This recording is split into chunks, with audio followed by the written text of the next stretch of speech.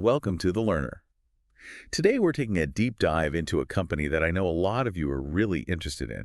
We're going to be looking at their 2024 annual report, and also we've got the transcript from their 2025 annual shareholders meeting. Oh, this is going to be good. We're talking about a major entertainment giant here. Yeah, exactly. Hmm. And I think it's really cool that we have both of these documents because we're getting kind of two different perspectives, right? Absolutely. I mean, the annual report, that's their official story. It's the numbers, it's, all polished up. But then you get to the shareholders meeting, and that's a little bit more raw. You get to hear from leadership directly. You hear what they're choosing to emphasize and how they're, talking to their investors. Yeah, it's like we're getting the insider scoop.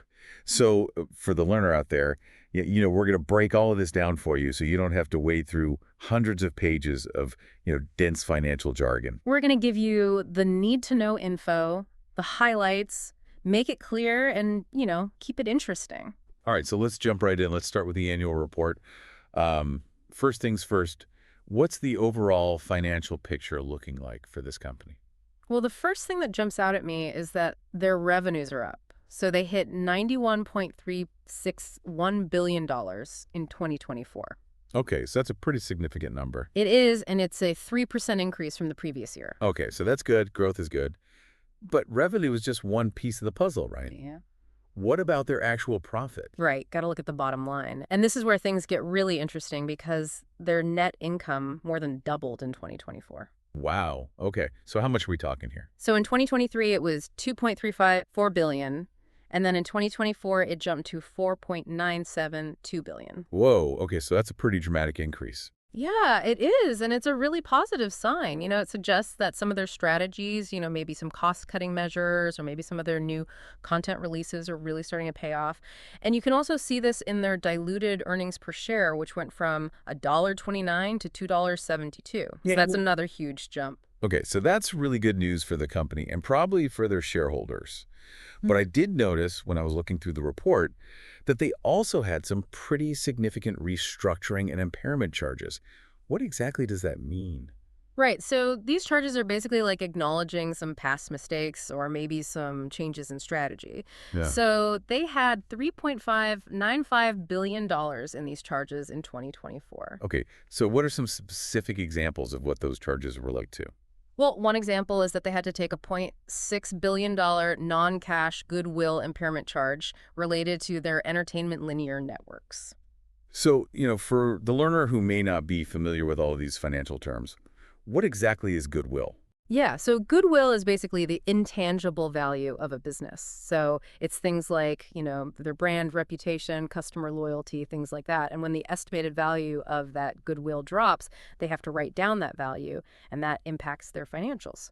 Okay, so it's like admitting that maybe some of their previous investments haven't performed as well as they hoped? Exactly. And another example of an impairment charge is the $1.5 billion they took related to Star India, which they're now classifying as held for sale. Okay, that's a pretty significant chunk of change. So we've got the big picture financials, but the company breaks down their business into three main segments: entertainment, sports, and experiences. Let's take a closer look at each of those, starting with entertainment. What were some of the key takeaways there? Well, the entertainment segment, which includes things like, their linear networks like, ABC and all the Disney channels and FX and National Geographic. It also includes their direct-to-consumer services like Disney Plus. That segment saw a 1% increase in revenues. Okay, so not a huge increase there. No, but their operating income more than doubled. So it went from, a much smaller number to $3.923 billion. Okay, so even though their revenue growth was pretty modest, they were able to become a lot more profitable in this area. Exactly.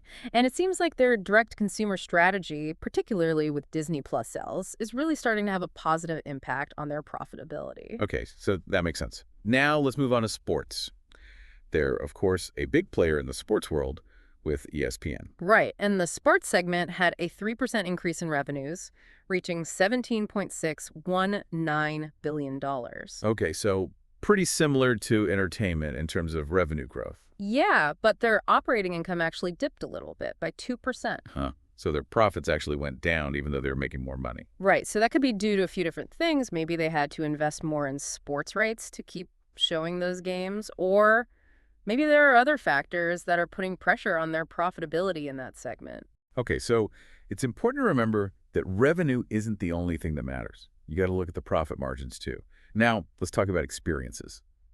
This is the part of the business that includes all the theme parks and resorts. Right. And the parks had a really strong year. They had a 5% increase in revenues and a 4% increase in operating income. Okay, so people are clearly still flocking to those parks. Yeah. And the report even mentioned that they have some big expansion projects in the works, particularly at Magic Kingdom. So they're definitely investing in this segment and expecting continued growth. Makes sense.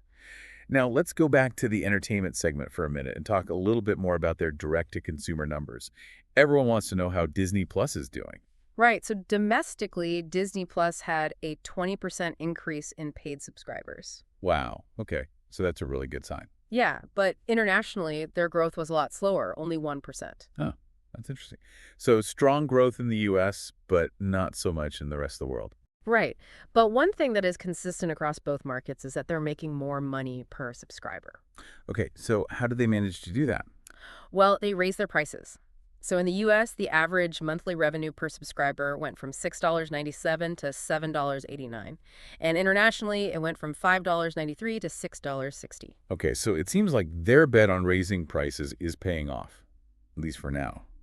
And the transcript from their shareholders meeting also shed some light on their direct-to-consumer strategy. Yeah, the CEO really emphasized their goal of achieving profitability in their streamings business. And a big part of that is going to be creating a more unified streaming service. They specifically talked about the launch of Hulu on Disney Plus Pups, so they're trying to bundle more content together to make their streaming offerings more appealing and, get people to stick around. Right, it's like they're creating this one-stop shop for all of your entertainment needs. But beyond the streaming focus, were there any other notable discussions at the shareholders meeting? Yeah, there were a few things that stood out to me. One was their emphasis on the connection between storytelling and technology. They really see that as being crucial for their future success. And they even announced a $1.5 billion investment in Epic Games, which is the company behind Fortnite. Oh, wow. Okay, so they're really serious about getting into the gaming world. They are, and they're also continuing to invest heavily in their parks and experiences segment. They talked about a number of expansion projects that are happening around the world. And on a more, social responsibility note, they also announced a $15 million commitment to wildfire relief in Southern California. Okay, so it's good to see that they're, giving back to the community as well. And of course, at any shareholder meeting, there are going to be votes on important matters. Right, and the results of those votes show pretty strong support from the shareholders. So at least 96% of votes cast were in favor of each director nominee. And the ratification of PricewaterhouseCoopers as their independent auditors got about 93% approval. And then the advisory vote on executive compensation got about 88% approval. Okay, so pretty much across the board, the shareholders seem to be happy with the direction of the company. Now, taking all of this information into account, what are some of the key strategic priorities that seem to be emerging? Well, one thing that's really clear is their focus on creative excellence. They talked a lot about the success of their films. They were the top grossing studio at the global box office in 2024. And they also highlighted their record-breaking 60 Emmy Awards. So they're definitely putting a lot of emphasis on creating high-quality content. Makes sense. It's what they're known for. And what about their investments for the future? Where are they putting their money? Well, they're continuing to invest in both their physical and digital businesses. So we see the ongoing expansion in the parks and experiences segment, but also this big move into gaming with the Epic Games investment. And they're also, trying to stay ahead of the curve by focusing on technological innovation. Okay, so it seems like they're trying to strike a balance between their traditional strengths and these new emerging opportunities. And the proxy statement also gave us some insight into how they're compensating their executives. Yeah, so a key point there is that their executive pay is very much tied to performance. So 97% of the CEO's pay and 85% of other named executive officers' pay is performance-based. Okay, so they're basically incentivized to make the company successful. Exactly. And they also talked about succession planning in the proxy statement. The current CEO's contract is up in 2026, so they're starting to think about who's going to take over. Right, it's never too early to start planning for the future. Now, both the annual report and the proxy statement also touch on their environmental and social impact. Yeah, they've set some pretty ambitious environmental sustainability goals for 2030. Things like reducing emissions, conserving water, reducing waste, and designing more sustainable products and experiences. Okay, so they're trying to be a more environmentally responsible company. Yeah. And what about their social impact? Well, they have a long history of philanthropic work, supporting things like wish-granting organizations and children's hospitals. And they also have a matching gifts program for employees. And they encourage employees to volunteer through their Disney Volunteers program. Okay, so it seems like they're trying to make a positive impact on the world, both environmentally and socially. Now, of course, no company is without its risks and challenges. What were some of the things they highlighted in the annual report? Well, one of the big ones is the general economic climate. If there's a recession or some other kind of economic downturn, that could definitely impact their business, particularly their parks and experiences segment. Right, people tend to cut back on discretionary spending when times are tough. Were there any other risks specific to the entertainment industry that they mentioned? Yeah, one thing that stood out to me was the expiration of the copyright term for some of their early Mickey Mouse characters. Oh, wow. Okay, so that's a pretty big deal. It is, and it's going to be interesting to see how they navigate that going forward. Those characters are so iconic Right. and so closely tied to their brand. Right. It's a challenge, but it's also an opportunity to maybe think about new ways to leverage their intellectual property. And were there any other key risks they called out? They also talked about the importance of managing their reputation, particularly as they make these big strategic shifts. They're trying to appeal to a wide range of audiences, and not everyone is going to be happy with every decision they make. Yeah, it's a tough balancing act. Well, The Learner, we've covered a lot of ground today. We've taken a deep dive into the 2024 annual report and the 2025 annual shareholders meeting transcript for this major entertainment company. Hopefully, you now have a much clearer understanding of their financials, their strategic priorities, and their outlook for the future. But here's a question for you to think about. This company has this incredible legacy, this vast library of beloved characters and stories, but they're also facing a rapidly changing media landscape and, the expiration of some of those key copyrights. So how do they balance honoring their past with innovating for the future?